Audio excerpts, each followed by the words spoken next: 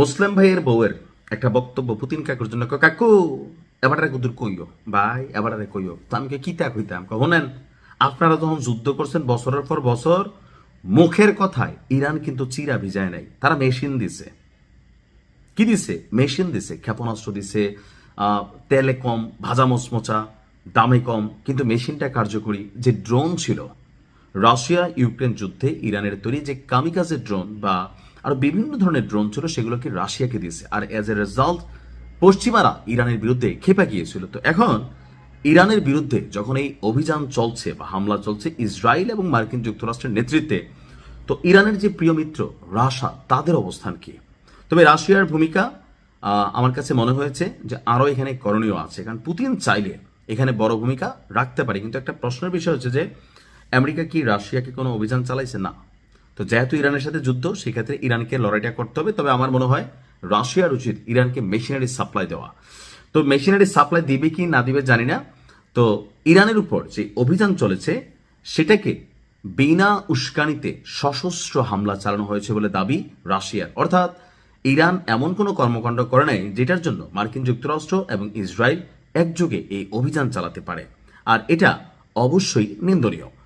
রুশ পররাষ্ট্র মন্ত্রণালয় তাদের এক বিবৃতিতে বলছে যে হামলাকারী কারা এখন সেটা স্পষ্ট হয়ে গেছে। অর্থাৎ আপনার ইরানের পররাষ্ট্রমন্ত্রী সৈয়দ আব্বাস আরাকচি, তাকে ফোন দিয়েছিল পুতিন কাকুর যেই কি বলে যে আপনার যে পররাষ্ট্রমন্ত্রী আছে ল্যাভরভ।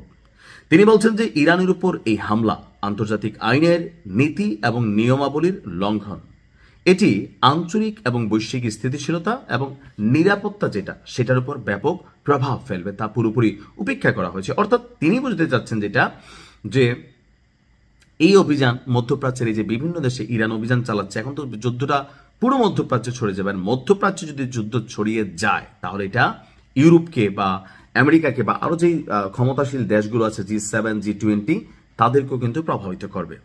ল্যাভরভের বক্তব্য যে আন্তর্জাতিক আইন, পারস্পরিক শ্রদ্ধা, স্বার্থের ভারসাম্যের ভিত্তিতে শান্তিপূর্ণ সমাধানের পথ খুঁজতে জাতিসংঘে নিরাপত্তা পরিষদ সহ সব ক্ষেত্রে। এখন আমি বুঝতে চাই এই সব ক্ষেত্রে কি বিবৃতি নাকি ধরেন কোনো কূটনৈতিক আলোচনা? জাতিসংঘ, আমেরিকা তো জাতিসংঘের মানে না, জাতিসংঘ থেকে তো সে বের হয়ে গেছে, খেয়াল আছে তো। এমনকি ধরেন অনেক ধরনের প্রজেক্ট থেকে আমেরিকা বের হয়ে গেছে। অর্থাৎ ট্রাম্প মনে করে এগুলা আমেরিকার পয়সায় চলে, সো আমেরিকার পয়সা খাইয়া আবার ধরেন আপনি আমেরিকাকে বলবেন যুদ্ধ করো না, এটা সেটা। তো ট্রাম্প যেটা করছে এই রাগে আইসা জাতিসংঘ থেকে সম্ভবত সে বের হয়ে গেছে। তো আমার কাছে মনে হয় আপনার এই মুহূর্তে রাশিয়ার উচিত ইরানকে অন্যভাবে সাপোর্ট দেওয়া। কিভাবে সাপোর্ট দেওয়া? মেশিনারিজ দেওয়া। যদি এখন ইরানকে এই সাপোর্টটা না দেয় তাহলে এই যে ইরান দীর্ঘদিন যাবৎ আপনার যুদ্ধ করলো বা নিজেরা পশ্চিমাদের নিষেধাজ্ঞার মধ্যে পড়লো, ব্যবসা বাণিজ্যে ক্ষয়ক্ষতিগ্রস্ত হলো, তো সকল কিছু মিলিয়ে আজকের এই দুর্দিনে রাশিয়ার উচিত ইরানের পাশে থাকা। সব ক্ষেত্রে শব্দ আলোচনা এমন হয়, প্রকাশ্যে না হোক, গোপনে গোপনে রাশিয়ার ঘাঁটি আছে না ইরানে, তো সেখানে তারা মেশিনারিজ পাঠাক যে আমাদের ঘাঁটিতে আমরা পাঠিয়ে দিয়ে পারি। এখন এই ধরনের পাঙ্গা কি রাশিয়া নিবে? পুতিন কাকুর এই অ্যাক্টিভিটিজের উপরে আমরা কিন্তু নজর রাখছি। তবে যেহেতু বলছে, আমরা বুঝতে পারি যে সামনেও কিছু ঘটবে, পেছনে কিছু দিবে। এখন আসলে কি দিবে না দিবে যুদ্ধের মধ্যে আমরা বুঝতে পারবো। পুতিন কাকু, আপনার উচিত সহযোগিতা করা। ভালো থাকুন। আসসালামু আলাইকুম।